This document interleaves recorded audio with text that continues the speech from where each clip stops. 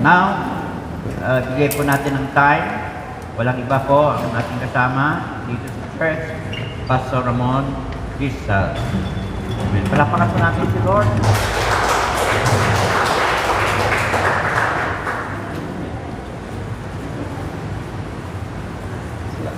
Salamat po, Pastor.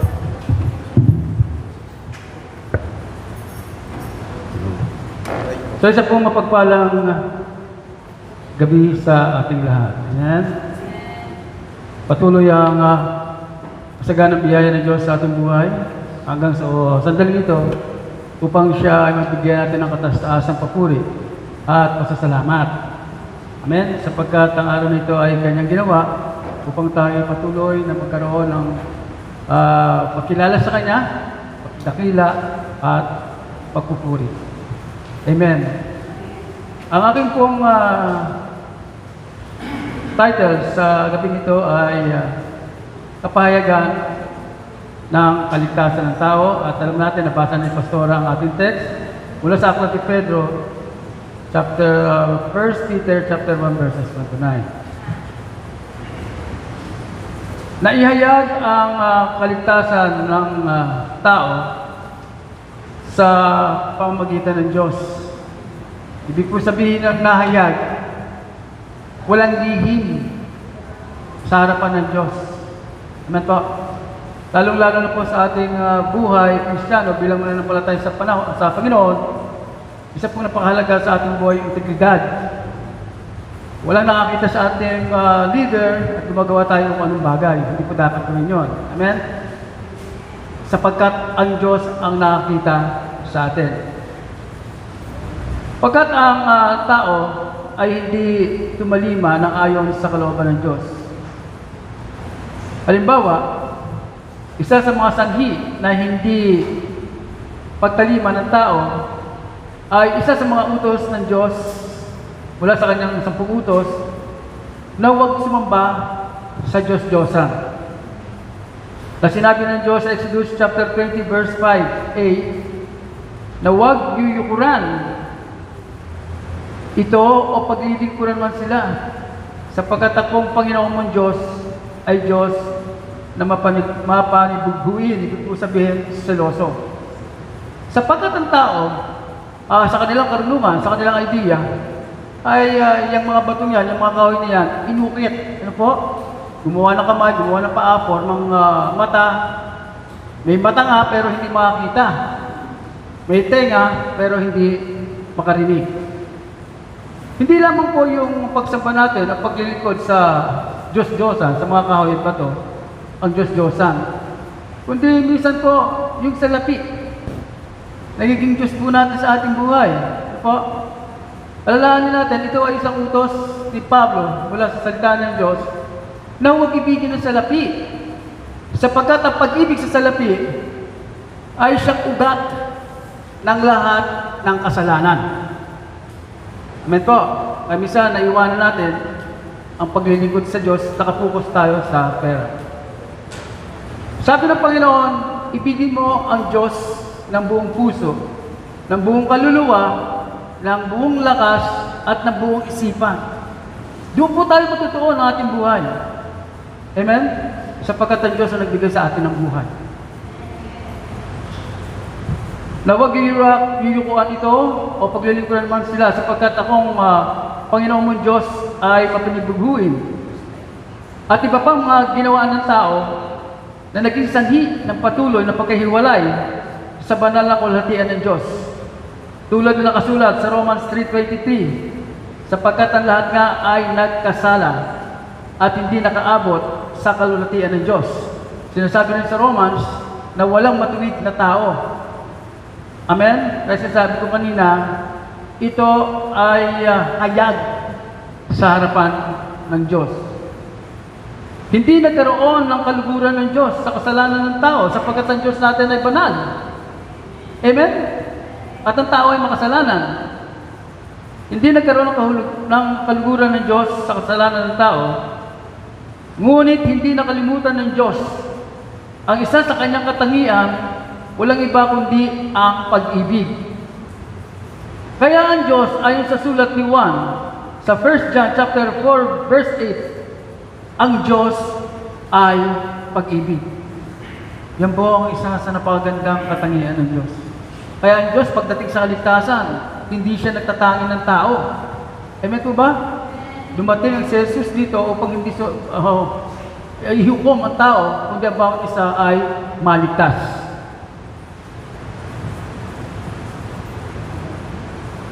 At sa 1 John chapter 4 verse 10, hindi sa tayo umibig sa Diyos, kundi siya ang umibig sa atin at sinugo ang kanyang anak na pampalubag loob, walang iba kundi ang ating Panginoong Jesus sa ating mga kasalanan. Kaya sinasabi sa John chapter 3 verse 16, ganyan na lamang ang pag-ibig ng Diyos. Hallelujah! Amen? Tingnan niyo mga kapatid. Hindi tayo ang umibig sa Diyos, sabi ni Juan, kundi ang Diyos ang umibig sa atin. Ito ang pag-ibig ng Diyos. Kaya po makikita natin sa huling pakikinig natin sa salita ng Diyos, makikita na yung kasaganaan ng biyaya ng Diyos. Kaya tayo ay naligtas. Okay, so sa verses 1 and 2, ang pangako ng Diyos sa mananampalataya, unang-una, sa verses 1 and 2 ng ating text, sabi diyan po, buhay na pag-asa. Ipinagaloob ng Diyos ang pag-asang ito doon sa mga taong isinuko ang buhay, at ang naging magandang resulta nito ay siya ay muling ipinanganak sa Espiritu. Isa sa magandang halimbawa nito ay tungkol sa kapanganakang muli, ay mababasa natin tungkol sa isang Pariseo, walang iba kundi si Nicodemus. Isa siyang kilala sa lipunan sa panahon na yon. Isang matalinong tao at maimpluwensya. Ngunit nakita niya sa kanyang buhay na may kulang sa kanyang puso. Ngayon po, katulad ng sinasabi ko kaninang umaga, ang puso natin ay parang vacuum. Ang vacuum po, pag ginamit nyo sa flooring, walang laman yan, pag inon mo, makuha lahat ang dumi. Kaya po, sinasabi sa Revelation chapter 3 verse 20, ang Panginoong Hesus ay patuloy na kumakatok sa puso ng tao. Gusto niya pumasok doon sa puwang ng puso na yon, upang ang tao ay mapunan ng tunay na kagalakan sa Diyos at pag-asa sa Panginoon. Kumakatok siya. Amen? Revelation chapter 20. Ngayon, ang sino man ay duminig ng aking tinig at magbukas ng pinto, ako'y papasok sa kanya at kakapasalo niya at sila'y kasama ko. Thank you, Brother Ken. Buti ba ang Diyos? Gusto niya tayo makasama. Gusto niya tayo makaisa. May fellowship po. Gusto niya tayo makapanig na ating Panginoon. Sa isang matalino at na-influensyang tao, ngunit nakita niya sa kanyang buhay na may kulang sa kanyang puso, yung po si Nicodemus. At may isang gabi na siya ay lumapit kay Jesus. Muli po, napakaganda ng preaching ni Pastora noong nakaraang mga pangalawang linggo.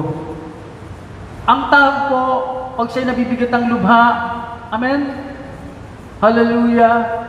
Hindi na po lalapit kung saan-saan. Tayo po ay lumapit kay Jesus.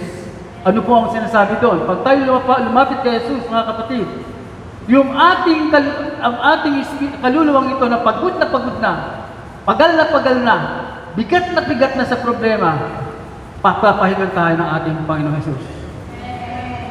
Hallelujah, napakaganda po. Kaya itong si Nicodemus, ganun po naranasan sa kanyang buhay. Patalino siya pero parang may kulang sa buhay. At siya ay lumapit kay Jesus. At isang makapangyarihang utos ang sinilita ni Jesus sa kanya na nagsasabi, nararapat na ipanganak kang muli. Amen? You must be born again. Lahat tayo na born again na dito. Amen ba? John chapter 3 verse 3. Sumagot si Jesus at sa kanya sinabi, katotohanan sinasabi ko sa iyo, maliban na ang tao ay ipanganak na muli, hindi siya makakita ng kaharian ng Diyos. Amen? Yung sinasabi natin sa John chapter 3, salita ng Panginoon, katotohanan, katotohanan. Pag nabasa po natin ang salita ng Panginoon na inulit na ng 2 beses, ang ibig po sabihin nito, iintindihin mo buti, uunawain mo kung ano yung sinasabi ng ating Panginoong Hesus. Mga kapatid, sapagkat ang salita ng Diyos ay buhay at espiritu. Nais ng Diyos na itong salita niya ay maunawaan natin, manamnam natin. Amen po? Hallelujah!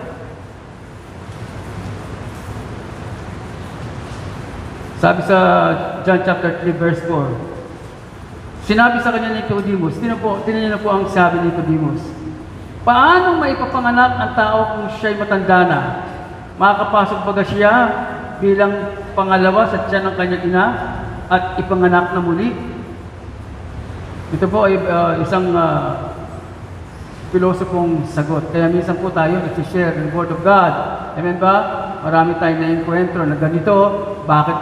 Bakit ang Diyos, kung may Diyos, ay bakit may kaguluhan, bakit may karamdaman? Hindi nila kasi naunawaan. Ano po? Tayo dala-dala natin ang mabuting balita. Kaya ang Bible, ang salita ng Diyos, mabuting balita. Amen? At nakikita natin, mga balita ngayon, magkabila-kabila, lindol, bagyo. Amen po? Yung mga bayan na hindi binabaha, ngayon binabaha. Katakot-takot na sakit. Pero salamat sa Panginoon. Amen po ba? Hallelujah. Mayroon tayo Jesus sa ating buhay. Sa John chapter 3 verse 5, sumagot si Jesus, katotohanan sinasabi ko sa iyo, maliban na ang tao ipinanganak ng tubig at espiritu, ay hindi siya makakapasok sa kaharian ng Diyos. Ang mga tao ay patuloy na naghahanap ng tunay na pag-asa. Ngunit kung ang mga tao ay nakatuon lamang sa mga bagay sa sanglibutan, ang mga bagay nito ay walang saysay kung ang pag-uusapan ay pag-asa. Mga kapatid, isa lamang po ang makapagbigay sa atin ng pag-asa sa mundong ito, walang iba kundi ang Diyos na ating sinasamba na siya ay buhay. Amen po ba? Siya ang Jesus at magpakailanman. Mababasa po natin ito sa Psalm 39 verse 7. Sabi po ni David, at ngayon Panginoon, ano pa ang aking hinihintay? Ang aking pag-asa ay nasa iyo. Hallelujah. Ang pag-asa natin ay ang Diyos. Hallelujah. Kaya sasabi niya ng salita ng Diyos, tayo ay magpakayaman sa langit, hindi dito. Ano po ba?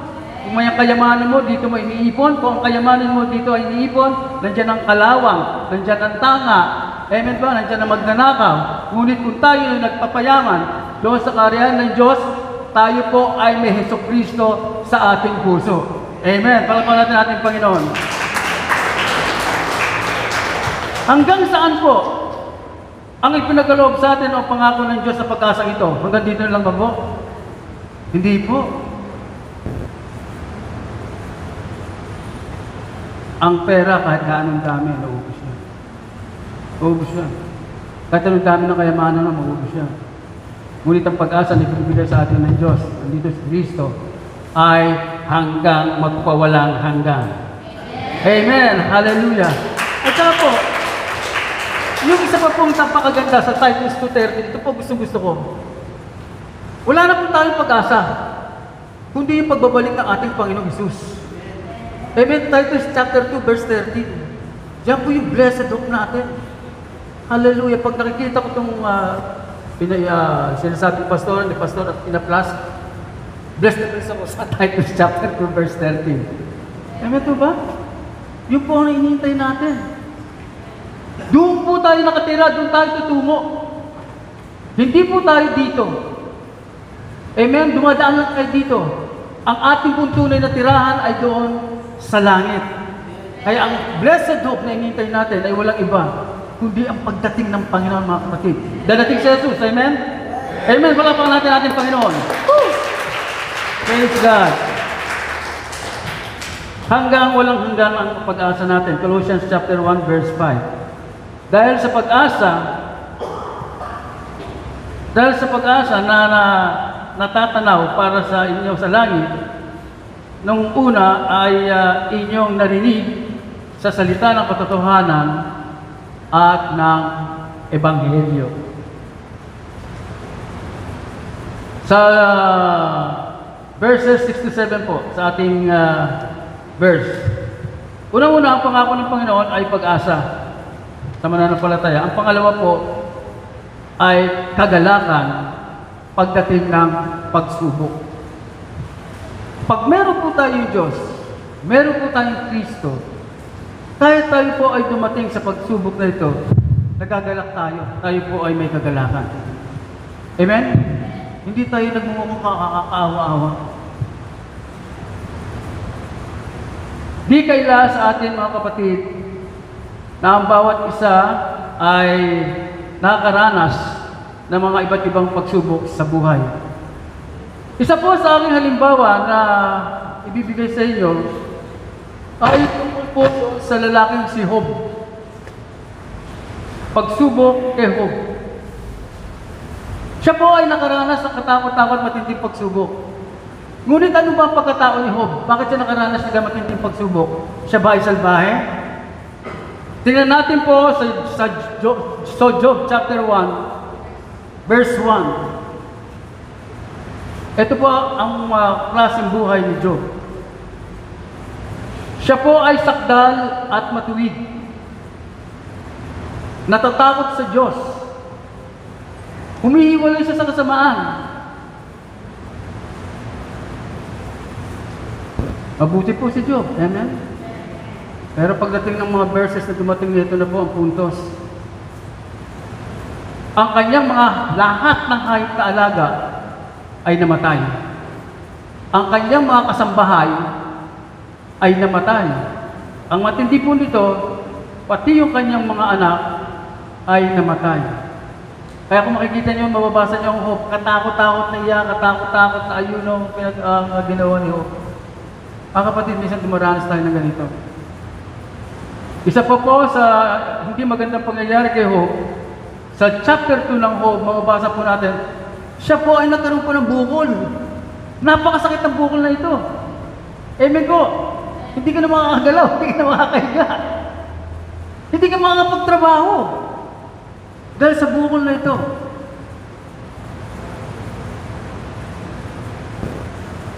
Sa chapter 2, verse 9, ito po ang isa pang matindi. Yung kanyang asawa. Sabi ng asawa ni Job, chapter 2 ng Job, verse 9, nung magkagayoy, sinabi ng kanyang asawa sa kanya, namamalagi ka ba sa iyong pagtatapat? Ibig sabihin, patuloy ka ba maglilingkod sa Diyos na iyong sinasamba? Na iyong pinaglilingkuran? Ito po ang sinasabi niya pa.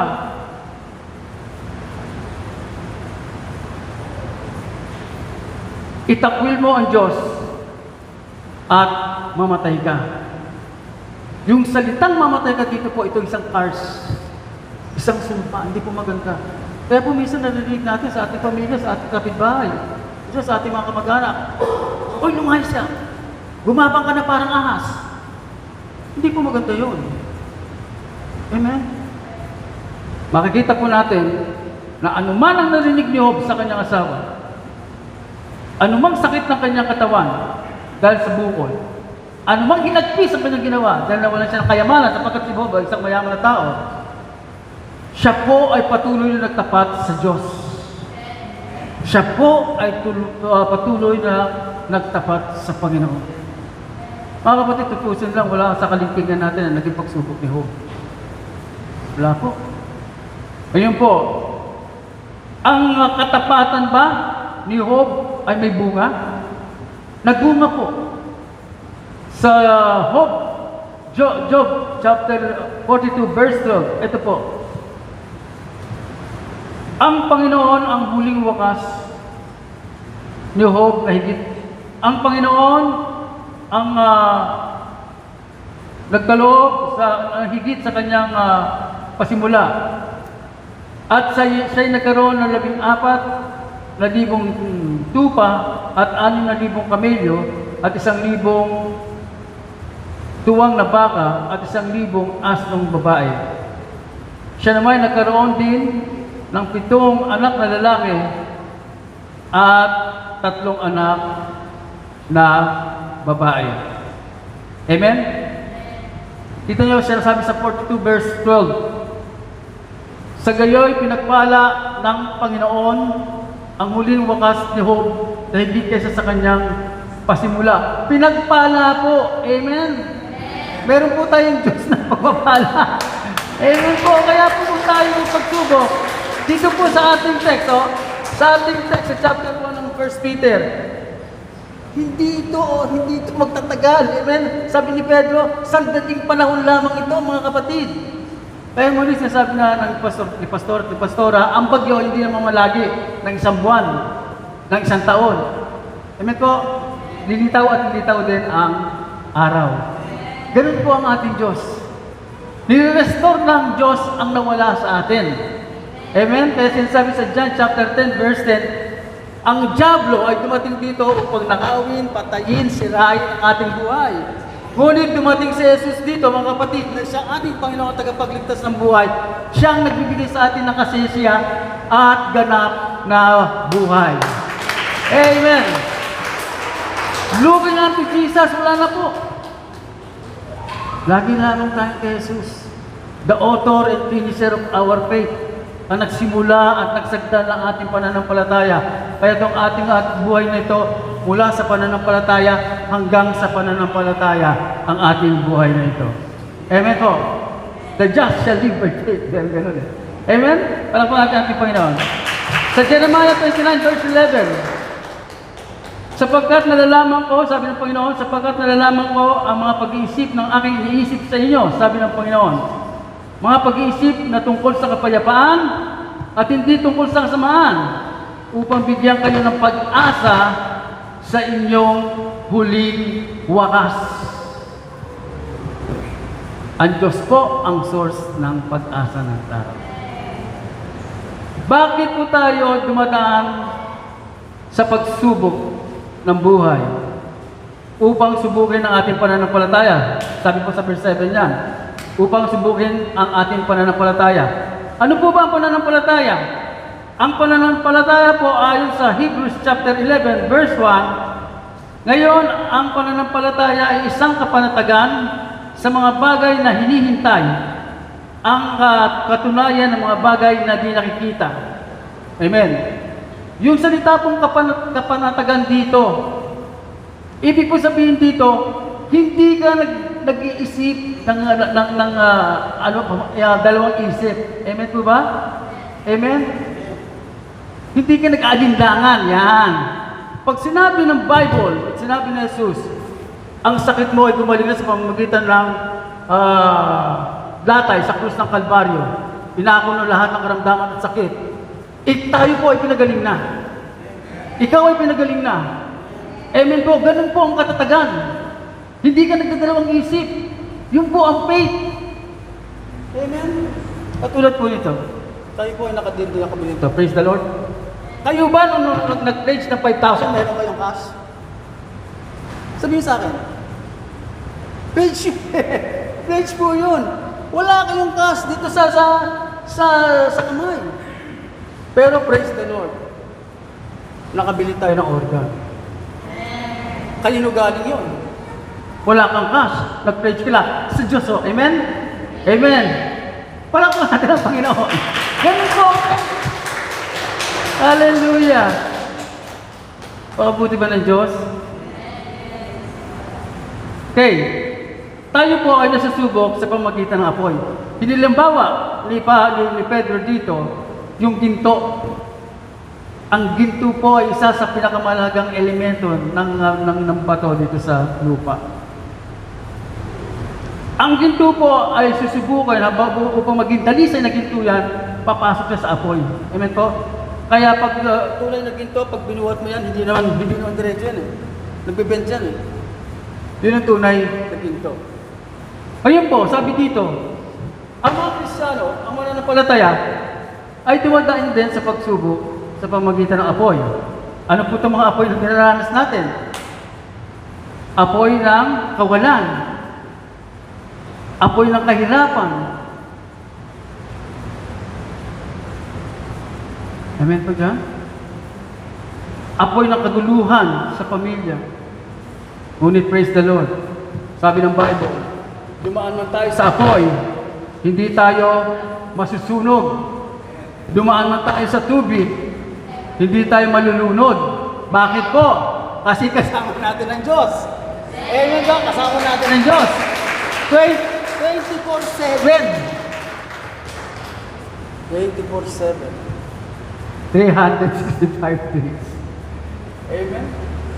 Hindi kita iiwan, hindi kita bababayaan. Sabi ng Diyos sa Hebrews 13 verse 5. Kayo po, sinasabi sa verse 7, ang tagumpay sa ating pagsubok, yun po tayo sinusubok ng Panginoon. Para po saan to? Para po sa ating kabutihan? Sa verse 7 po, nakalagay dito, para sa ikapupuri ng Diyos, para sa kailuluhati ng Diyos, at para sa ikarangal sa pagpapahayag Ni Yeso Cristo. pinapagtibay po tayo. Amen? Amen ba dyan? Pinapagtibay tayo para sa ikapupuri, para sa ikakalulhati, ikararangal sa pagpapahayag ng ating Panginoong Hesus Kristo. Purihin ang Diyos. Purihin ang Diyos. Purihin natin ang Panginoon. Last verse po. Verses 8 to 9 ng ating text. Sabi ko dito, sa verse 8, na hindi ninyo nakita ay inyong iniibig. Na bagamat ngayon ay hindi ninyo nakita, ibig sabihin ng ating Diyos, gayon may inyong sinasampalatayanan.